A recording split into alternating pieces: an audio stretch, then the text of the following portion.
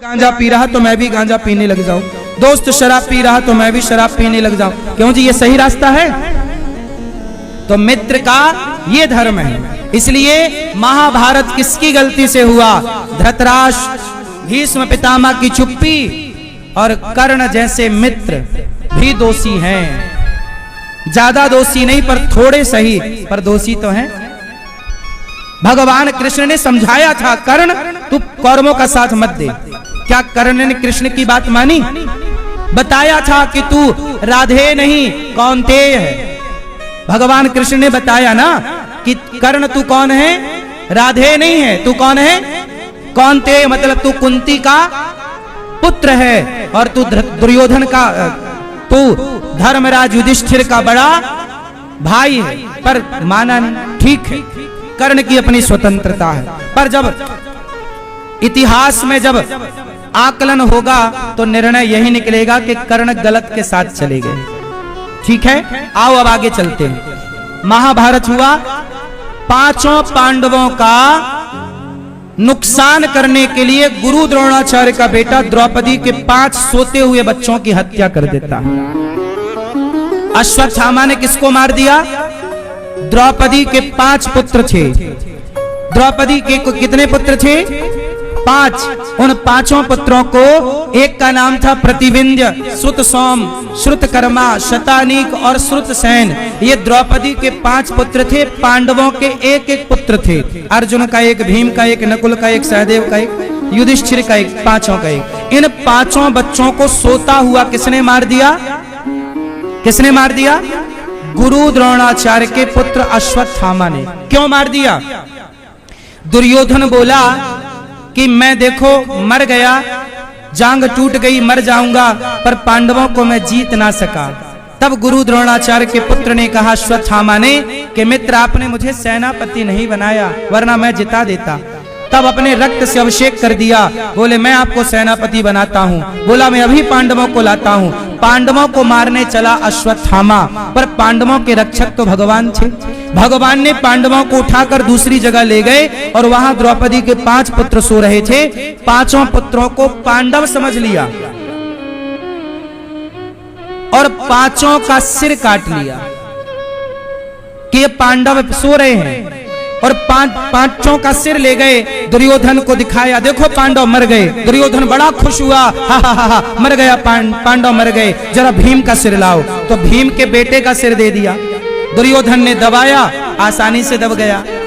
तब दुर्योधन बोला कि ये पांडव नहीं है। ध्यान से देखा तो वो पांडव नहीं थे, पांडवों के 5 पुत्र थे। रो पड़ा दुर्योधन। पहले खुश हुआ कि पांडव मर गए, बाद में दुख हुआ कि पांडव नहीं, पांडव पुत्र हैं। उसी सुख दुख के मध्य में दुर्योधन की मृत्यु हो गई।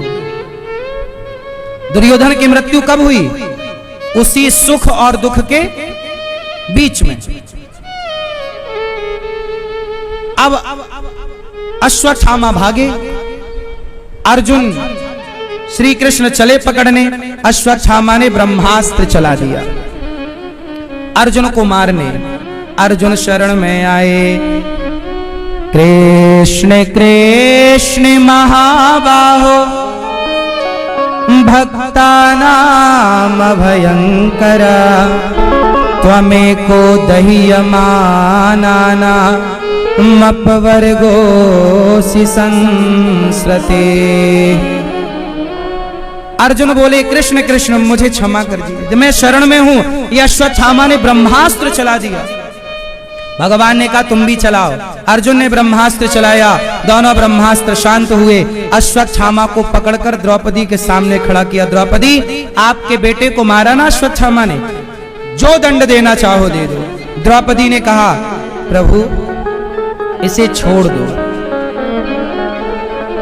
भगवान से पूछा गया क्या करें? तब भगवान ने कहा ब्रह्मबंधुर्न हन्तव्यो आतताई वधारण, मयैवो भयमाम्नातं परिपायनुशासनम्।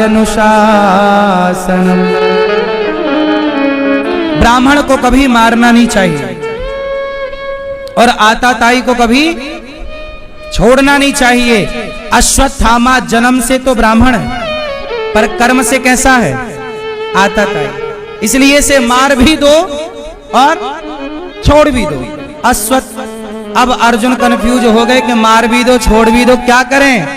तब कहा कि उसके सिर की मणि निकालो और अपमानित करके भगा दो। अपमान करना भी मृत्यु दंड है। अच्छा, द्रौपदी से पूछा गया कि आपके 5 बेटों को मारने वाला हत्यारा खड़ा है, क्या दंड देना है? द्रौपदी बोली कोई दंड नहीं। द्रौपदी ने क्या किया? क्षमा किया। क्या किया मेरी मां? क्षमा। क्यों? क्षमा करना भी धर्म है। दया धर्म का मूल है, पाप मूल अभिमान। द्रौपदी कौन है? मां। अच्छा ये बताओ मेरी मां, मैया, इस धरती पर सबसे दयावान कौन है? एक तो भगवान सबसे दयावान है, कोई बात ही नहीं है, कोई तोड़ ही नहीं ईश्वर का। लेकिन बताओ, आपके रिश्तों में, आपके घर में, आपके परिवार में, आपके गांव में, आपके नगर में सबसे दयावान कौन है? उत्तर दो जोर से। मां। अच्छा, आप में से कितने लोग अपनी मां के पांव दबाते हैं रोज? पांव दबाते हो? हैं? पैर छूना अलग है, पांव दबाना अलग है। आप अपनी मां के पांव नहीं दबाते? ये दास अनिरुद्ध गौरी गोपाल आश्रम में 300 से ज्यादा वृद्ध माएं हैं और मैं प्रत्येक वृद्ध मां के चरण सेवा करता हूं, पांव दबाता हूं। जबकि मेरा उन माताओं से कोई खून का रिश्ता नहीं है। मैं अपनी मां के तो जन्मदात्री के पांव दबाता ही हूं, पिता के चरण दबाता ही हूं, लेकिन उन माओं के पांव भी दबाता हूं जिन माओं का मेरे खून से कोई रिश्ता, केवल इंसानियत का। मां से बड़ा कोई भगवान नहीं होता। क्यों जी, बात सही है? इसलिए मां के पांव दबाया करो, मां के पास 5 मिनट बैठा करो। मां, क्या खाया आज आपने? क्या खाओगी कल? मां आपके लिए क्या बनाए बताओ। थोड़ा मां से पूछो कि मां क्या खाओगी, क्योंकि जब आप छोटे थे ना तो मां आपसे बोला करती थी, बेटा क्या खाओगे? बोलती थी। आपकी पसंद के पराठे, हलवा, खीर बनाती थी कि नहीं? तो आप नहीं पूछते हो ना? बैठा करो 5 मिनट। मां आज क्या खाओगी? क्या बनाए तुम्हारे लिए? आज कहाँ घूमने चलोगी? चलो आज तुम्हें घुमा के, कभी माँ को भी तो घुमाओ। चलो आज वृंदावन चलते हैं, चलो आज आपको लेके बरसाना चलते हैं, चलो आज आपको लेके गिरिराज जी की परिक्रमा लगवाते हैं, ऑटो से, रिक्शे से, गाड़ी से, जो सामर्थ्य, पैदल तो पैदल। चलो माँ आज आपको घुमा के लाते। सही है गलत है? माँ के पास बैठो ना भाई। आजकल तो बेटे अपने माँ के पास बैठना भी बंद कर चुके हैं। एक माँ रोती रोती मेरे पास आई, गुरुजी मेरा बेटा मेरे से बात नहीं करता। वाह, आप इतने बड़े बेटा हो गए ना, इतना पैसा कमा लिया कि आपने अपनी माँ को बात करना भी छोड़ दिया। वाह, इतनी दौलत ना कमाना दोस्तों, इतने भी अमीर ना बनना कि माँ बाप से बात करना भी आप भूल जाओ। इसलिए माँ के पास बैठो, बात करो। आपकी माँ जब मर जाएगी ना तो आप माँ की फोटो लगाओगे, फोटो के पास एक माला पहनाओगे और फोटो के चरणों में हार फूल डालोगे। इससे क्या होगा? ये औपचारिकताएं हैं, ये तो मरने के बाद सबको ही करना है। इससे क्या फायदा है? मैं कहता हूं माँ के मरने के बाद तस्वीर को माला पहनाने की जरूरत नहीं है। माँ के जीते जी माँ की सेवा करना यही पुत्र का धर्म है। जीते जी उसे इतना खुश रखो कि खुशी के आंसू आ जाएं माँ के आंखों से और माँ कहे कि मेरे बेटे जैसा भगवान सबको बेटा दे। तब आपका बेटा होना सार्थक हो जाएगा। और वरना फॉर्मेलिटी ही करनी है तो बच्चे फॉर्मेलिटी तो फिर कर ही रहे हैं। हाँ, आओ माँ को याद करते हैं। हाँ, तू कितनी अच्छी है, तू कितनी भोली है, ओ प्यारी प्यारी है ओ माँ, ओ माँ, ओ माँ, प्यारी माँ, तू कितनी अच्छी है, तू कितनी भोली है, प्यारी प्यारी है। ओ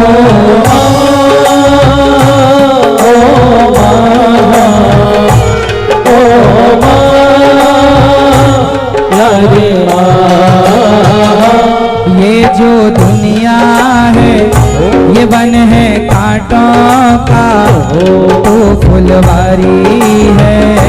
ओ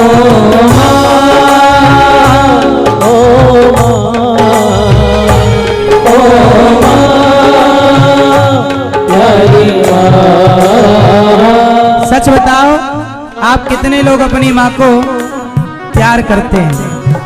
करते हो ना? तो माँ की सेवा इतनी करना कि माँ की आंखों के आंसू आए और माँ ये कहे कि मेरे बेटे जैसा भगवान। तो कितनी अच्छी है, तो कितनी भोली है, प्यारी प्यारी है। ओ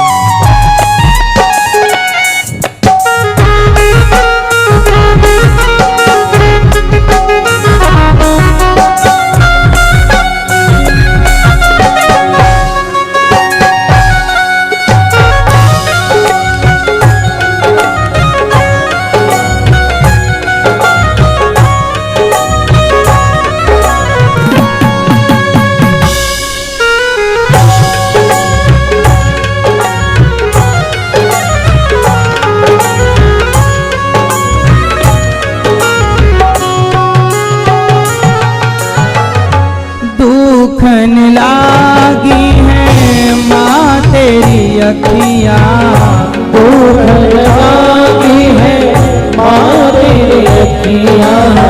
माँ की आंखों में दर्द हो जाता है आपके लिए रोते रोते। आप जरा छोटे थे ना और आपको जरा कष्ट था तो आप जरा रोते थे, माँ भी रोने लग जाती थी कि मेरे लाल को क्या हो गया।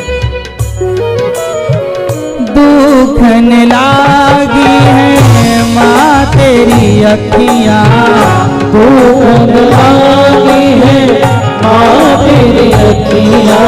मेरे लिए जागी है तू, मेरे लिए जागी है तू, सारी सारी रतियाँ मेरी निंदिया पे, अपनी निंदिया भी तूने वारी है।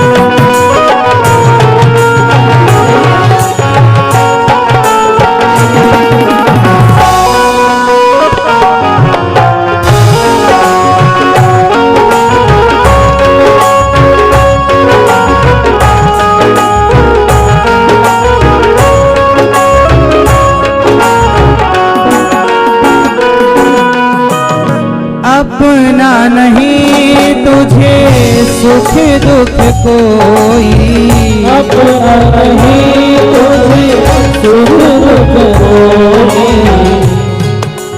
मैं मुस्काया तू मुस्काई, मैं रोया तू रोई, मेरे हंसने पे मेरे रोने पे तू बलिहारी है।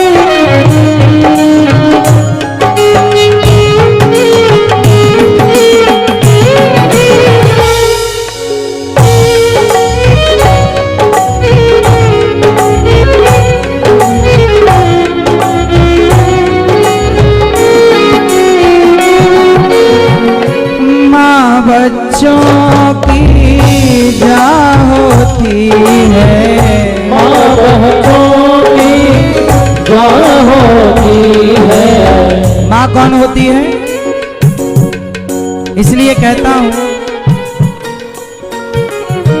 माँ बच्चों की जान होती है, माँ बच्चों की जान होती है। वो होते हैं किस्मत वाले, वो होते हैं किस्मत वाले, जिनकी माँ होती है। कितनी सुंदर है वो, कितनी शीतल है वो, प्यारी प्यारी है। ओ माँ, ओ माँ, ओ माँ, प्यारी माँ। एक बात कहें, आप ही आरती उतारा करो। किसकी? माँ की। भगवान की आरती तो उतारा ही करो, पर माँ की भी आरती उतारा करो। आया ना? ओ लेके पूजा की थाली, जोत मन की जगाली, तेरी आरती उतारो भोले माँ। तो जो दे दे सहारा, सुख जीवन का सारा, तेरे चरणों पे मारो भोले माँ। ओ माँ, ओ माँ, ओ माँ, ओ माँ। लेके पूजा की थाली, जो मन की जगाली, तेरी आरती उतारो भोले माँ। तू जो दे सहारा, सुख जीवन का सारा, तेरे चरणों में मारो भोले माँ। ओ माँ,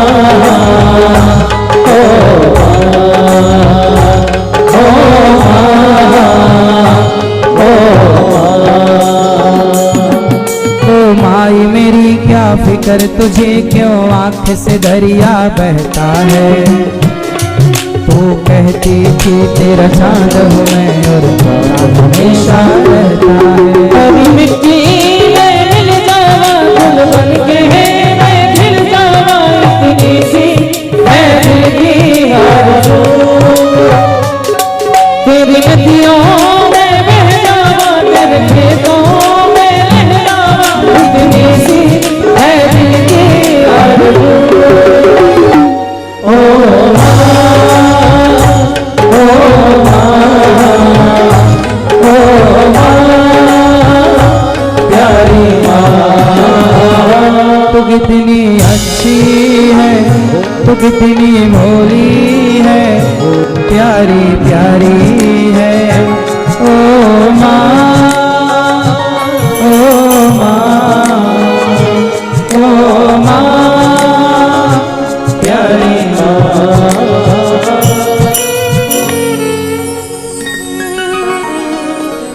मुझे इस दुनिया में लाया, मुझे बोलना चलना सिखाया। ओ मात पिता तुम्हें वंदन, मैंने किस्मत से तुम्हें पाया। पूजा है तुझको, पूजेंगे हरदम, माँ के ही अर्पण है ये मेरा जीवन। मेरी माँ एक ममता है, और माँ ही पूजा है। एक वो ही भगवन है, और कोई न दूजा है। ये मेरी कहानी है, प्यारी जिंदगानी है। आज हूँ मैं जो कुछ भी, मेहरबानी तेरी है।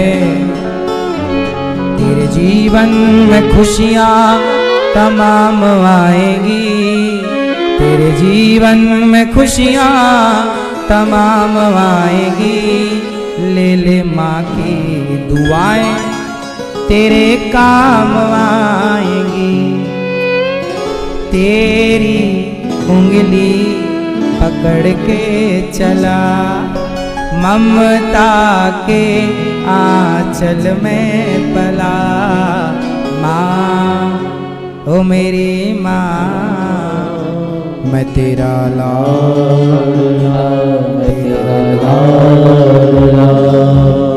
बन के तेरा साया मैं तुझको थाम लूं, उठ के पहले प्रभु से मैं तेरा नाम लूं, बन के तेरा साया मैं तुझको थाम लूं, उठ के पहले प्रभु से मैं तेरा नाम लूं, रखूं तुझे पलकों तले पूजा करूं तेरी, तेरे सिवा तू ही बता क्या जिंदगी मेरी, मैं तो तेरे सपनों के रंग में ढला, तेरी उंगली पकड़ के चला, ममता के आंचल में पला, माँ ओ मेरी माँ मैं तेरा लाडला। अच्छा ये बताओ आप में से कितने लोग उंगली पकड़कर चले हैं माँ की? तेरी उंगली पकड़ के चला। अब जब माँ की उंगली पकड़कर चले हो तो क्या माँ को छोड़ दोगे? हाथ जोड़कर प्रार्थना करूं, अपनी माँ को कभी ना छोड़ना, अपनी माँ का सदा साथ निभाना। मुझे नहीं पता कि भगवान कैसे हैं, मैं पहले भगवान को नहीं जाना जब इस धरती पे आया, मैंने पहले किसे जाना? माँ को। मेरे लिए तो उस समय माँ ही भगवान थी, माँ ही दौलत थी, माँ ही सब। एक बात बताएं, माँ के बारे में लिखा है कि जब आद्य शंकराचार्य जी, ये जो साधु संत लोग होते हैं ना, ये संत लोग कितने भी बड़े साधु बन जाएं, पर ये लोग भी अपनी माँ को प्रणाम करना नहीं भूलते। संन्यास लेने के बाद पिता को प्रणाम नहीं किया जाता, लेकिन संन्यास लेने के बाद भी माँ को प्रणाम करने का विधान है। बोलो हाँ कि ना?